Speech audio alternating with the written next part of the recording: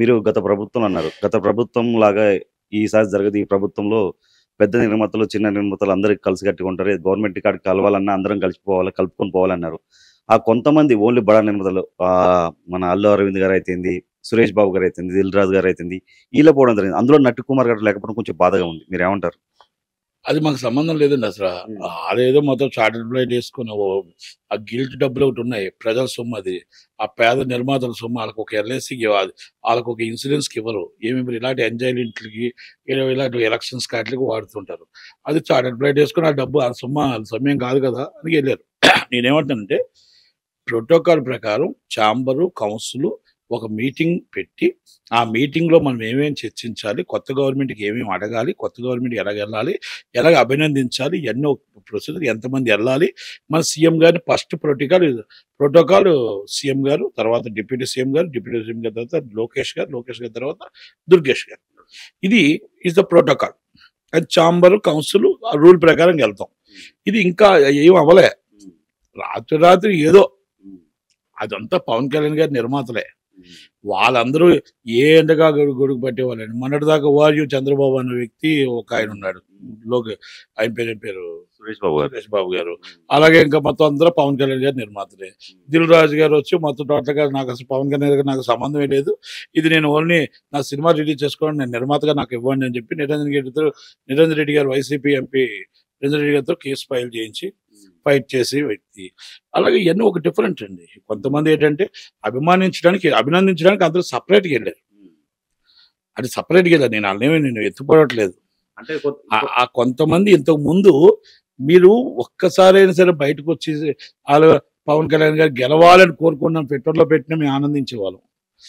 అలాగే కూటమి గెలవాలని కోరుకున్నా కూడా ఆనందించేవాళ్ళం. జగన్మోహన్ రెడ్డి గారి భయంతో దాగోని బయటకు వచ్చారని నేను అంటున్నా. దీంట్లో నేనేం వెనకడుగు వేసే ప్రసక్తే లేదు. ఎందుకంటే సినిమా ఇండస్ట్రీ కోసం నేను మాట్లాడే ఇండస్ట్రీ అంటే ఛాంబర్, కౌన్సిల్ అందరూ కలిపి ఈ 9 మంది 10 మంది చార్టర్డ్ ఫ్లైట్ వేసుకుని వెళ్ళిన వాళ్ళు మాత్రం నేను దాంట్లో నో డౌట్. ఇంతకు ముందు మీకు పవన్ కళ్యాణ్ గారు కనపడలేదా? అది నేను అభినందించడానికి వెళ్ళారు కనుక దానికోసం నేను ఎక్కువగా మాట్లాడదలుచుకోలేదు. బయటకు వచ్చి మళ్ళీ అరవింద్ గారు వచ్చి ఇప్పుడు బో ట్రోల్స్ నడుస్తున్నాయి. వాళ్ళ అబ్బాయిని ఏదో క్షమించమని అడిగారు, ఏదో అని. తప్పది, 100% రాంగ్. ఎందుకంటే ఇండస్ట్రీలో పెద్ద వ్యక్తి, ఇండస్ట్రీకి మొత్తం టోటల్గా దిద్దురుగు అయినా. ఎందుకంటే మాకు ఇండస్ట్రీలో పెద్ద నిర్మాత కాబట్టి ఆయన కూడా వెళ్ళారు. కాకపోతే ఏంటంటే మా నాయకుడు చిరంజీవి గారు, మా సినీ పెద్ద దాసనారాయణ గారి తర్వాత చిరంజీవి గారే. అవునన్నా కాదన్నా ఆయనే. మా ఇండస్ట్రీ మీటింగ్లు పెట్టుకొని ఆయన దగ్గరికి వెళ్ళి ఆయన సలహాలు తీసుకునే మేము వెళ్తాం. చీఫ్ మినిస్టర్ గారి దగ్గరికి, డిప్యూటీ సీఎం గారి దగ్గరికి. కాబట్టి చిరంజీవి గారిని కూడా తీసుకుని వెళ్ళుంటే బాగుండేదేమో. కాకపోతే వాళ్ళు ఇండివిజువల్గా వెళ్ళారు కాబట్టి ఎవరికాలు వెళ్ళారు. అది నేనేమన్నానంటే అది బయట ట్రోలింగ్స్ ఏంటంటే ఇండస్ట్రీ సంబంధించి అని వచ్చింది. ఇంకోటి దానికి క్లారిఫికేషన్ అరవింద్ గారు క్లారిఫికేషన్ ఇచ్చారు. సార్ ఇంకోటి, ఇప్పుడు అశ్విన్ దత్ గారు పోయి కలవడం వల్ల కల్కి సినిమా గురించి ఇప్పుడు ఇక్కడ తెలంగాణలో single theatre 75 rupees and multiplex 100 rupees పెంచుకోవచ్చు అని చెప్పి అన్నారు 1 వీక్ వరకు. ఇప్పుడు కల్కి సినిమా రిలీజ్ ఉంది కాబట్టి దాని గురించి కూడా చర్చల గురించి అని అశ్విన్ దత్ గారు వెళ్ళారని అంటున్నారు. అది ఆల్రెడీ ప్రొసీజర్లో భాగం అండి. అది కల్కి అనే సినిమా ప్రొసీజర్లో బిగ్ మూవీకి ఆటోమేటిక్గా ఇది ప్రొసీజర్. హోమ్ సెక్రటరీ దగ్గర ఫైల్ పెడతాం, FDC నుంచి హోమ్ సెక్రటరీ దగ్గర, హోమ్ సెక్రటరీగా దాన్ని చూసి ఆటోమేటిక్గా జీవో పాస్ చేస్తారు. ఇది ద ప్రొసీజర్ అంతే. దానికి కలర్ దానికి ఏమీ సంబంధాలు లేదు. స్మాల్ ఇష్యూ అండ్ రేట్స్ అలా రెగ్యులర్ నడిచేదే కదా. గత సినిమా సలహాకి ఏమి ఇచ్చారు అదే ఇస్తారు. అంతకుముందు రాధాశ్యామ్కి ఏమి ఇచ్చారు అదే ఇస్తారు. అంతకుముందు గుంటూరు కారంకి ఏమి ఇచ్చారు అదే ఇస్తారు. అంతే కదా. దాన్ని మనం ఏం పెద్దగా మనం చూస్తే ఆదిపురుషుకి ఏమి ఇచ్చారు అదే ఇస్తారు.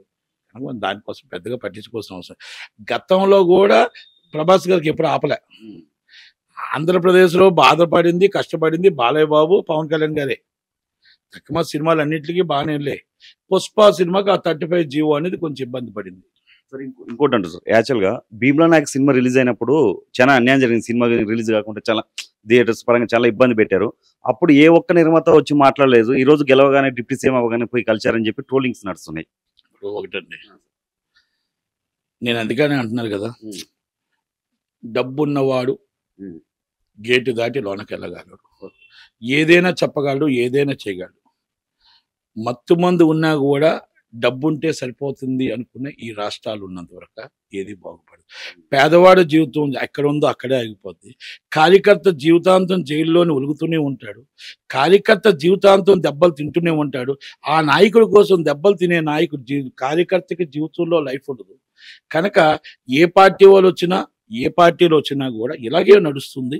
కాకపోతే పేదవాడికి ఎప్పుడు మంచి జరుగుతుంది, నిజమైన కార్యకర్తకి ఎప్పుడు న్యాయం జరుగుతుంది అనేది అది లోకేష్ గారి దాంట్లో, చంద్రబాబు గారి దాంట్లో, పవన్ కళ్యాణ్ గారి దాంట్లో న్యాయం జరుగుతుందని ఆశిస్తున్నాను. అది ఎందుకంటే మరి ఏమంటున్నా అంటే ఈ మాట్లాడితే ఇప్పుడు ఈ పార్టీ వెళ్తే ఆ పార్టీ వెళ్తే ముసుగులు మార్చే వాళ్ళకి చోటు ఉందా? పేదవాడు మన కోసం 5 సంవత్సరాలు దెబ్బలు తిని కష్టాలు పడి జైలుకి వెళ్ళి కేసులు పెట్టించుకొని వాళ్ళకి మనం ప్రాణం పెడతామా? పార్టీ మనుగడ ఈ 5 సంవత్సరాలు కాదు, లైఫ్ లాంగ్ ఇది పార్టీ మనుగడ కావాలా? పార్టీ కార్యకర్త మన జెండా మోసేవాడు కావాలా, లేకపోతే వైట్ కాలర్ నేదాలు చేసుకునే వాళ్ళు కావాలా అనేది పార్టీలు నిర్ణయించుకోవాలా. నాట్ ఓన్లీ ఈ పార్టీ అని చెప్పి ఏ పార్టీ అయినా సరే, అది కాంగ్రెస్ పార్టీ అవ్వచ్చు, ఈ పార్టీలు అవ్వచ్చు, ఏవైనా అవ్వచ్చు. కానీ ఇప్పుడు అందరూ మీరు ఇందాక అన్నట్టు చాలా మంది బాధ అనిపిస్తుంది. చాలా మంది ఇదేంటిది ఇది అసలు ఇంతమంది కష్టపడ్డారే, అంతమంది కష్టపడ్డారు, అందరూ ఇలాగే ఎక్కడికి వెళ్ళిపోయారు వాళ్ళంతా, అసలు దెబ్బలు తింది మేము, తన్నులు తింది మేము, ఆ గేటు కాడే కాపలా కాస్తున్నామే, వీళ్ళు వచ్చి గేటు దాటి మొత్తం టోటల్గా బెంచ్ కార్డుతో లోనికి వెళ్తున్నారే, మళ్ళీ అటు వీళ్ళు కనబడితే వాళ్ళు ఆ పార్టీలో కనబడితే ఈ పార్టీలో కనబడతారు.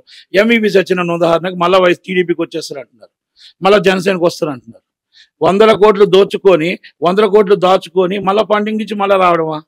అంటే మేము ఎవరి మీద ఫైట్ చేసాం, ఎక్కడ ఫైట్ చేసాం, ఏంటిది, మా కార్యకర్తల పరిస్థితి ఏంటి అన్న ఆలోచనలో కొంతమంది ఉన్నారు. కానీ ఇది లోకేష్ గారి దాంట్లో, ఇది చంద్రబాబు గారి దాంట్లో, పవన్ కళ్యాణ్ గారి దాంట్లో అవ్వదు. కార్యకర్తగా న్యాయం జరుగుతుంది. జెండా మోసిన కార్యకర్తకి పార్టీ బలప్రదం అవుతుంది. ఇబ్బంది పడే గత మాదిరి వేరు, ఇప్పుడు వేరు.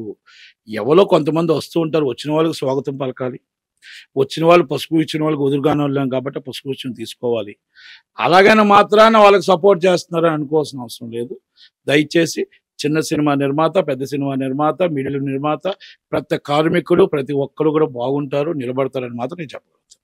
మీకు నమ్మకం ఉందా సార్? అందరినీ చిన్న నిర్మాతలు కూడా కలుపుకొని తీసుకెళ్తారు పెద్ద నిర్మాతలు అనేది మీకు నమ్మకం ఉన్నదా? నాకు లోకేష్ గారి మీద నమ్మకం ఉంది.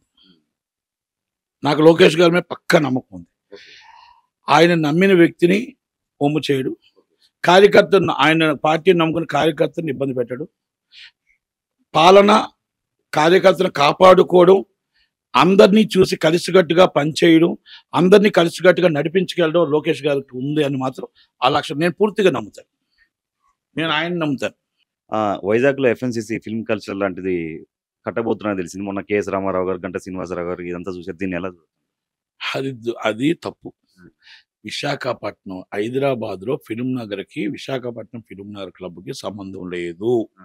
అది ఆనాడే 2014 కేఎల్ నారాయణ గారు అందరూ కూడా అనౌన్స్ చేశారు చాలా క్లియర్గా. ఆ క్లబ్కి ఈ ఫండింగ్ ఆ ఫండింగ్కి సంబంధం లేదు. అక్కడ చంద్రబాబు నాయుడు గారిని తప్పుదో పట్టించి కొంత ల్యాండ్ బుద్ధుడు అంటే దేవుడు ల్యాండ్ని బార్ అండ్ రెస్టారెంట్ కింద పెడదాం అని అనుకుంటే అక్కడ దేవుడు మొత్తం భక్తులంతా చాపి తొట్లకొండ అనే ఏరియాలో ఆపేసి గొడవ పెట్టి ఆపారు. అది చంద్రబాబు గారికి కూడా తెలియదు. ఒక ఫిల్మ్ నగర్ క్లబ్ అంటే హైదరాబాద్ క్లబ్ అని మళ్ళీ విశాఖపట్నంలో పెడతామంటే ఆనందించారు. ఎందుకంటే 2.5 ఎకరాలు ఆయన ఇచ్చింది. అలాంటప్పుడు ఆనందించారు. ఎప్పుడైతే తీరం వస్తున్న తర్వాత ఏం తెలిసింది, వీళ్ళు సపరేట్గా డబ్బులు కలెక్ట్ చేశారు 38 crores. ఇది టికెట్ అమ్మేసుకున్నారు. దాన్ని గవర్నమెంట్ ల్యాండ్కి అడ్డు పెట్టారు. దానికి భాగస్తుడు గంటా శ్రీనివాసరావు గారు. ఎస్, భాగస్తుడే, దాంట్లో నో డౌట్. ఇప్పుడు మళ్ళీ తెరపైకి వచ్చింది. వైసీపీ దాంట్లో ఆగింది, మళ్ళీ తెరపైకి వచ్చింది. మళ్ళీ చంద్రబాబు నాయుడు గారిని మళ్ళీ మసిబూసి మాటకాయ చేసి మళ్ళీ ఏదో స్థలం కాచేద్దాం, విశాఖపట్నంలో మసిబూసి మాటకాయ చేద్దాం చూస్తున్నారు. దాన్ని ఎట్టి పరిస్థితుల్లో చంద్రబాబు నాయుడు గారు ఒప్పుకోరు, ఇలాంటివన్నీ దగ్గరికి రానివ్వరు. ఈయన 38 కోట్లు ఏం జరిగింది, అసలు ఎంతమంది కలెక్ట్ చేశారు, it's non members, cinema industry సంబంధం లేని వాళ్ళు ఎందుకు కలెక్ట్ చేశారు, సినీ ఇండస్ట్రీ కోసం, సినీ కల్చరల్ అనే దాన్ని బయట నుంచి ఎందుకు కలెక్ట్ చేశారు, ఇవన్నీ కూడా దానికి సమాధానం చెప్పాలి. దాని మీద ఎంక్వైరీ నడాలి. చంద్రబాబు నాయుడు గారి దృష్టికి ఉంది. ఆ చంద్రబాబు నాయుడు గారు అంత ఈజీగా తీసుకోరు. ఇది గంటా శ్రీనివాసరావు గారిని కూడా నమ్మరు. ఈ విషయంలో ఆయన పాత్ర కూడా ఉంది.